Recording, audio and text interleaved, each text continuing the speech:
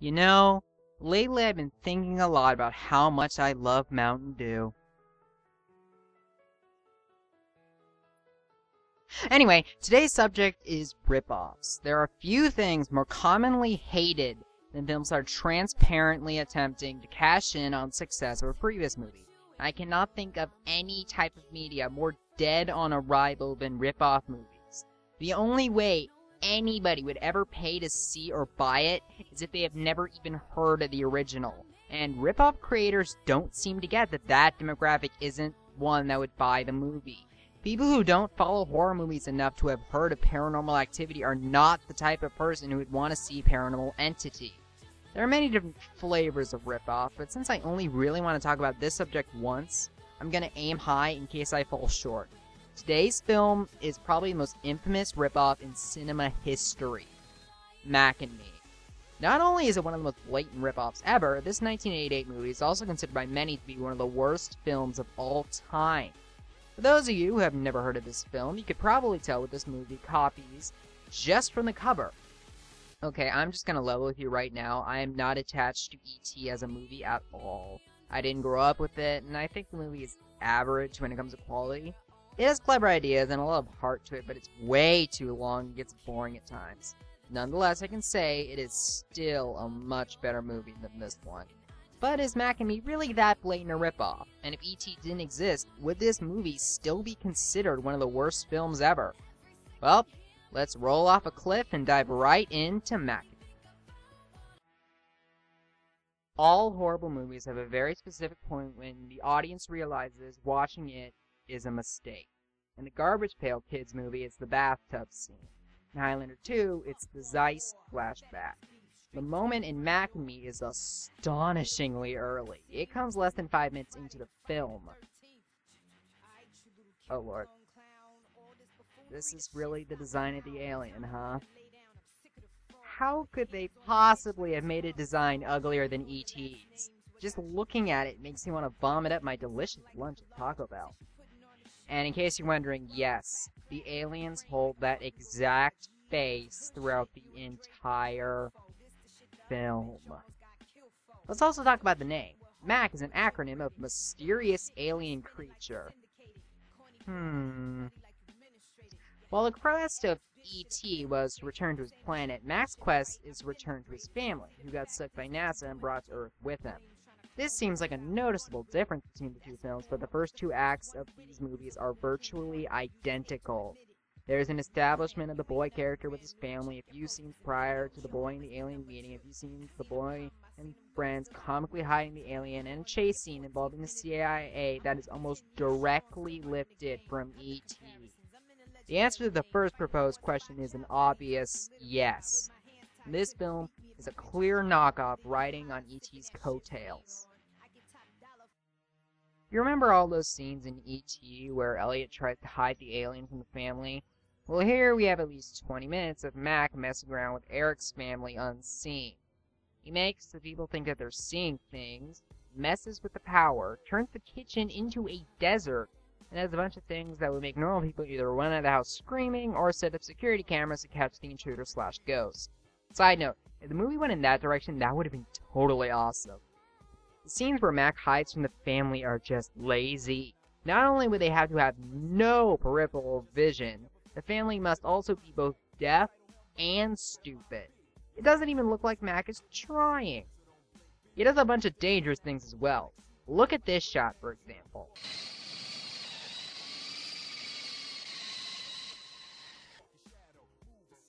Okay, if Eric was standing there, he would have died.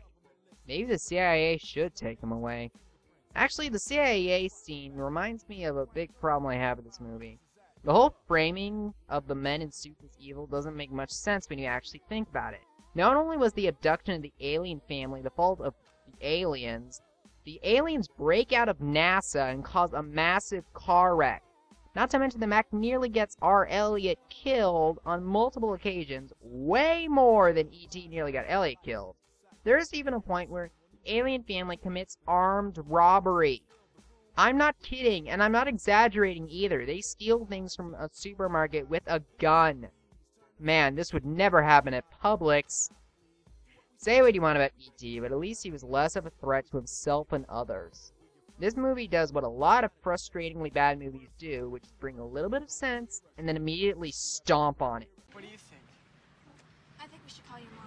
Look, she's not gonna understand. She's just gonna tell us to turn him in. Maybe that's what we should do. No, we have to help him. What if they have a good reason for wanting him, Eric? What if he's dangerous? What if he's got a disease or something? The CIA really does seem to be doing their job here, and the whole subplot is just filler and a chance to rip E.T. off even more. I realize there had to be something to cause urgency to the overarching story, but there are plenty of other ways the movie could have done that. Speaking of plot threads that are solely made at conflict, I guess now is a good time as ever to address the elephant in the room. Eric. Eric, unlike Elliot, has physical and emotional baggage long before he meets Mac. Not only is his dad either gone or dead, Eric is paraplegic, but the movie never really goes into either subject, and that raises the question, why introduce such life-changing and depressing things if you don't plan to discuss them? We never learn how he lost the ability to use his legs, and never hear what happened to his dad, and we never hear about how either one of these problems affects the family. The father thing is just dumb, so let's talk more about the wheelchair. You can make the argument that the movie is intentionally ignoring the subject to be, I don't know, progressive, but there are times when it comes into fruition. Namely, this movie's most notorious scene.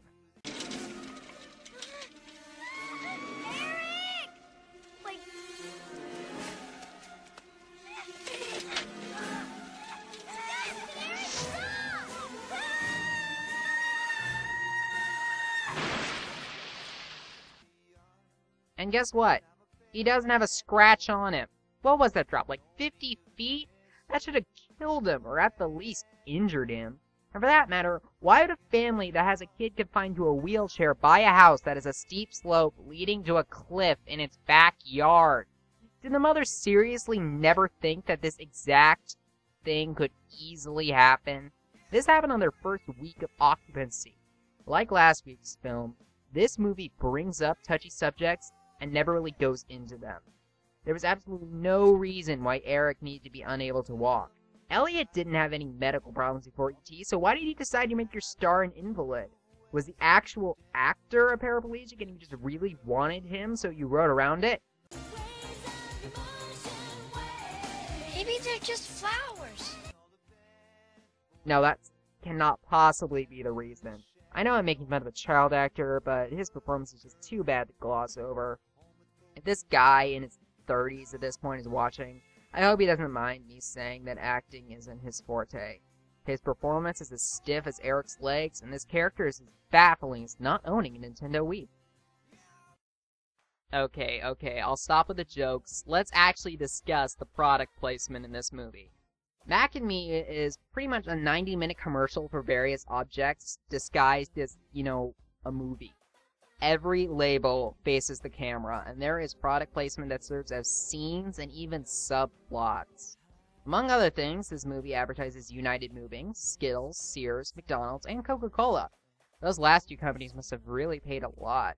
There's a whole scene entirely devoted to a birthday party at McDonald's. By the way, do little kids normally have birthday parties at McDonald's? Maybe my parents spoiled me, but I got the impression that a birthday party shouldn't be at a place where parents take their kids and they don't know what to cook and don't want to spend a lot of money. The McDonald's scene is so 80s, it makes Gem seem timeless. Fun fact, this movie is the first ever movie Jennifer Aniston was in. I'm sure she regrets being an extra that one time more and more every day. This scene is pointless product placement, but it doesn't even begin to compare to the treatment this movie gives Coca-Cola. Get this. The aliens need to drink Coca-Cola to survive because it is similar to a liquid you see them drinking in the beginning scene. What are the odds that a life-giving alien fluid has a similar taste and nutrition as the biggest and most widespread soda company in the world? Pretty high, apparently. The product placement, it's common, but it's never common to this degree. This film is a sellout to the level of The Wizard or You've Got Mail. It's shameful, pointless, and I guarantee somebody at both McDonald's and Coca-Cola got fired over this.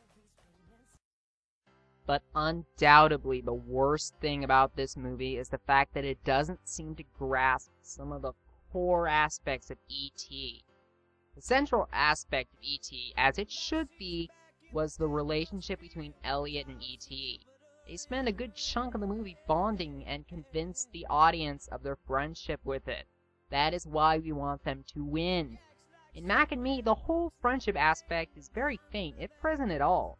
It takes a third of the entire movie for Eric and Mac to even meet. And for the rest of the film, Mac spends an equal amount of time with Eric's brother, their neighbor, and the neighbor's sister. E.T. spends enough time and effort developing their relationship to make it seem genuine, if, and we all know this is true, incredibly weird. This movie doesn't even make the effort. At least 70% of this film's runtime is slapstick that's trying to be funny but just turns out awkward and at times disturbing.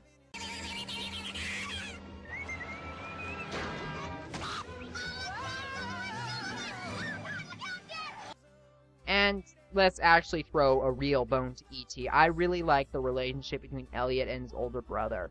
There's an older brother in this film, but once again, any development is put aside to make room for comedic antics that aren't comedic. There's also the fact that the quest E.T. and Elliot undertake has consequences, namely killing them both slowly and having to end with E.T. leaving.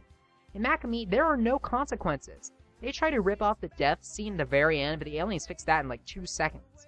By the way, I was watching this on YouTube, and a commenter made a really good point. Why, if they can resurrect the dead, why do they not just fix his legs? The ending is just ridiculous. You are not going to believe it when I say it. The alien family becomes legal citizens of the United States of America. They never even attempt to return to their home planet. What happened to E.T. Phone Home? You never seemed interested in having originality before, so why stop now, movie? The only thing Mac and Me could ever be useful for is a great proof of why ripoffs never work. They can't work because good movies have a lot of things that make them good, and most of them are beneath the surface. Not only is it a lazy and horrible ripoff, it's a lazy and horrible film. There is no charm, no heart, and no intrigue. This movie is one of those movies that think kids will watch anything, and I really hate it because of that. E.T. took a strange and romanticized premise and made it into something worthwhile. Mac and Me took that same strange and romanticized premise and made a movie not worth watching even once. See you next time.